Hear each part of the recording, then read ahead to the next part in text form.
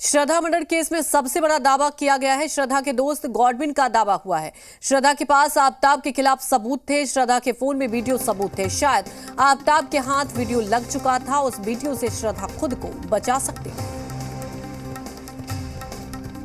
क्या हुआ था दरअसल उस दिन?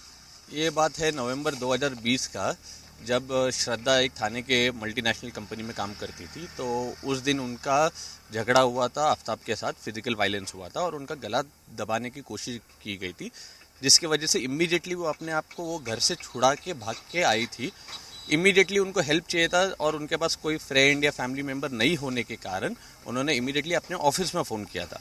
और जब उन्होंने अपने ऑफिस में फ़ोन किया और वही टाइम पे मेरे भाई वही कंपनी के लिए काम करते थे, तो उनके ऑफिस से मेरे भाई को फ़ोन आया कि आपके एरिया में एक एम्प्लॉई है जिनको इमीडिएट हेल्प चाहिए, आप हेल्प कर सकते हो क्या। और वही टाइम पे मैं घर पे होने के कारण मेरे भाई ने मुझसे रिक्वेस्ट किया था कि अगर आप इनको हेल्प करो। ये अनार उगा के हर साल 1 एकड़ की जमीन पर 10 लाख कमा रहे हैं। उनसे सीखना है तो फ्रीडम ऐप को अभी डाउनलोड कीजिए। तो इमीडिएटली उनके जो मैनेजर है उन्होंने मुझे श्रद्धा का नंबर फॉरवर्ड किया था। मैंने श्रद्धा को पर्सनली अपने नंबर से कॉल किया। मैंने उनको मेरे बिल्डिंग के बाहर बुलाया था। जैसे ही थोड़े टाइम के बाद श्रद्धा मुझे मेरे बिल्डिंग के बाहर मिलने आई थी, उनका जो फिजिकल अपीयरेंस था उतना अच्छा नहीं था, क्योंकि उनके चेहरे पे ब्रूसेस थे, उनके लोअर बैक पे ब्रूसेस थे, जिसके वजह से मैं बाहर खड़े रह के बात नहीं कर पाया। इसलिए मैंने उनको इमीडिएटली मेरे घर लेके गया। जैसे मैं अपने घर लेके गया, वो डरी हुई थी, सहमी हुई थी। तो उनसे बात करते वक्त हमको पता चला कि ये इंस्टेंस पहला नहीं था, इसके पहले काफ़ी दौरान उनके साथ फिजिकल अब्यूज़ हो चुका था।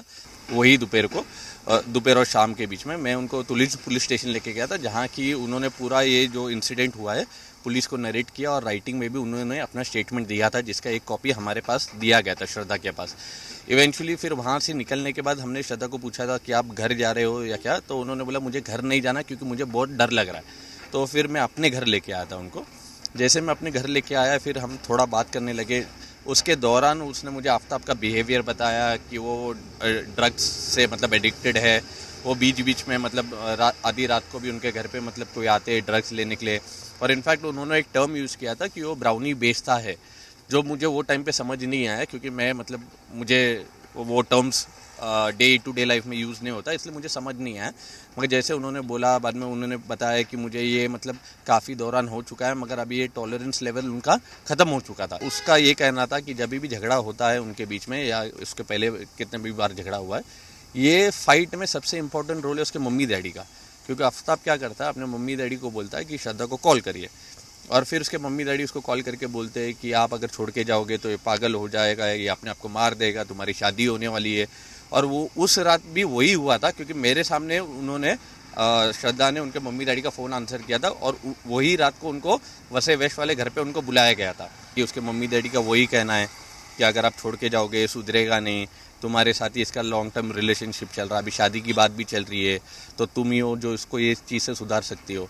तो मैंने उनको बोला ये इमोशनल बैगेज तुम हर बार लोगे तो कैसा चलेगा, तुमको डिसाइड करना पड़ेगा। श्रद्धा एक स्टेटमेंट हमेशा मुझे मतलब वो 2 दिन में उसने एक स्टेटमेंट मुझे क्लियरली बताया था कि ज़िंदगी में मैं कभी भी तकलीफ़ में रहूँगी तो मेरे फ़ोन में एक ऐसा वीडियो है जिसे मैं दिखा के अपने आप को मैं बचा सकती हूँ। ये पूरे मतलब इंसिडेंट से मैं अपने आप को बचा सकती हूँ।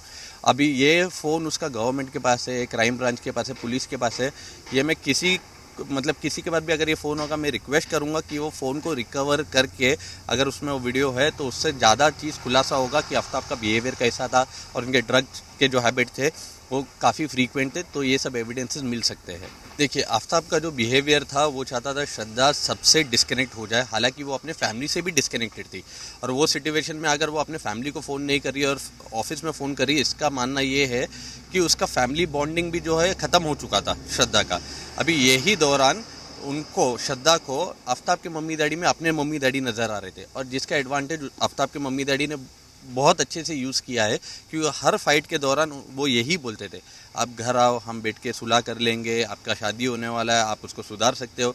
तो इमोशनल बैगेज आप बार बार जब दे रहे हो, वो आप एक औरत को, एक लड़की को इमोशनली आप ब्लैकमेल कर रहे हो, क्योंकि उन्होंने आपको माँ बाप की तरफ से मतलब जो प्यार था, जो सपोर्ट था, वो आपको दे रही थी, मगर आपने वो चीज़ मिसयूज़ किया है। और दुनिया का कोई भी माँ बाप होगा, अपने बच्चे को चाहे वो कुछ भी गलती करे, दुनिया के सामने तो हम कोशिश करेंगे कि हमारा बच्चा गलत नहीं है, मगर वही गलती 10-12 बार होगा तो वो बंदे से ज़्यादा उसके माँ बाप को क्रिटिसाइज़ करना मतलब ज़रूरी है, क्योंकि वो माँ बाप उसका बिहेवियर जानते थे। वो चाहते तो एग्जैक्टली मतलब वो टाइम पे श्रद्धा को बोल सकते थे कि हमारा बेटा सुधर रहा नहीं, आप छोड़ के मतलब मूव ऑन हो जाइए, या अपने बेटे को सुधारने का कुछ तो प्रयास करते। ये अनार उगा के हर साल 1 एकड़ की जमीन पर 10 लाख कमा रहे हैं। उनसे सीखना है तो फ्रीडम ऐप को अभी डाउनलोड कीजिए।